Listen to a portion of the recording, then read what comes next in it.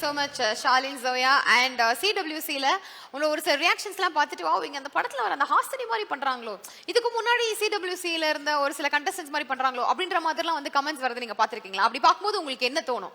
ஹாசினி மாதிரி இருக்கு, அப்புறம் ஷிவாங்கினை மெடிட் பண்ணுறா, அந்த மாதிரி நிறைய கமெண்ட்ஸ் நான் படித்தேன்.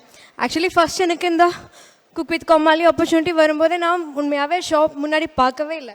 ஃபர்ஸ்டெல்லாம் எனக்கு தெரியவே இல்லை. அப்போ நான் சொல்லிட்டேன், நான் ஷோ இது வரைக்கும் பார்க்கல, நான் பார்க்க வேணுமான்னு கேட்டேன். அப்போ ப்ரொடக்ஷன்னு சொல்லிட்டா, நீங்கள் இது வரைக்கும் பார்க்கலன்னா பார்க்காது.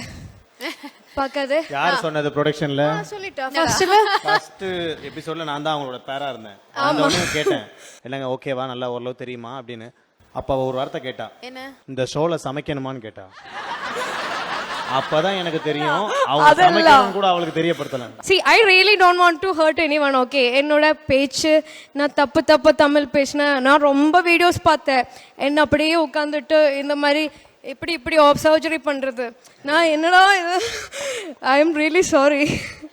It's okay. இப்ப தமிழ்ல நிறைய நடிகர்கள்லாம் இருக்காங்க, யார் கூட ஒர்க் பண்ணணும்னு உங்களுக்கு ஆசை? தனுஷ். Okay, brilliant actor. ரொம்ப சந்தோஷமாக ஃபீல் பண்ணுறேன். இது எனக்கு இந்த ஆப்பர்ச்சுனிட்டி கொடுத்த Vijay TV, box office studios and cook with Komali team, thank you Mani, Qureshi, everyone, எல்லாருக்கும் ரொம்ப நன்றி. எல்லாரும் ரசித்து என்ன இஷ்டப்பட்ட எல்லாருக்கும் ரொம்ப நன்றி.